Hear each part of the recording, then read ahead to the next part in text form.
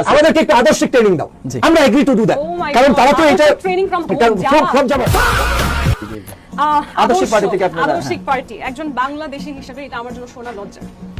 আমার যেই দল আমার বাংলাদেশকেই চায় না, কন্ট্রোল উদয় এখনো তারা এমন ভাবে বলতেছে বাংলাদেশে সবাই চোর ছাত্র, আমরা একমাত্র আদর্শ শিখাতে এসেছি, আমরা চুরি করি না, চাঁদাবাজি করি না ভাই, আমরা পার্লামেন্টে গিয়ে চোর ছাত্রদের সাথে বসে বিরিয়ানি খেতে যাই, কারণ আমরা তাদেরকে সঠিক পথে আনতে চাই। মানে কি যে কোন লেভেলের আদর্শ, কাদের কাছ থেকে যারা বাংলাদেশ চাই নাই।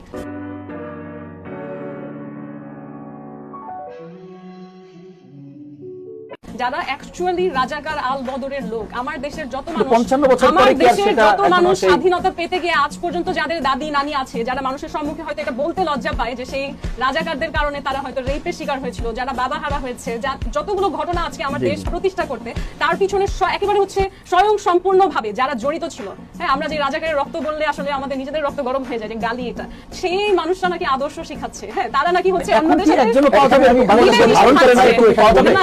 না, আমার কথার মাঝখানে বারবার কথা বলা যাবে না। I have to finish and then you can obviously talk. এ আল্লাহ, আমাকে তুমি উঠায় নাও।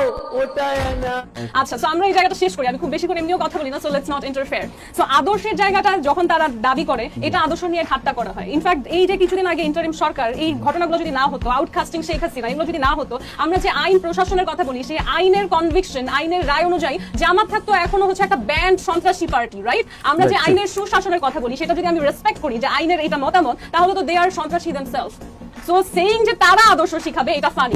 যেটা ভাইয়ের বলা উচিত ছিল সেটা হচ্ছে, আমি বিরোধী দলে আসছি সংসদে, আমার এখানে প্রাইম মিনিস্টারের সরকারি দলের যতটুকু দায়িত্ব আছে সঠিক কথা বলার, এখন আমি পূর্বে যা করছি I am trying to image for myself. আমি নিজেকে আত্মশুদ্ধি করার চেষ্টা করছি। আমি জামাতের লোক, আমি জানি আমার ইতিহাস নোংরা, সেই জায়গা থেকে আমি আত্মশুদ্ধি করার চেষ্টা করছি। সেটা না বলে সে যখন বলে যে বাংলাদেশের এই বিএনপি সবাই চাঁদাবাজ, তারা সবাই হচ্ছে চাঁদাবাজদের সাথে ঠেকায় পড়ে বিরিয়ানি খায়, কারণ তাকে ক্ষমতায় থাকতে হবে একই সাথে, এটা আদর্শের কথা না, এটা আদর্শ বিচ্যুতির সবচেয়ে বড় উদাহরণ।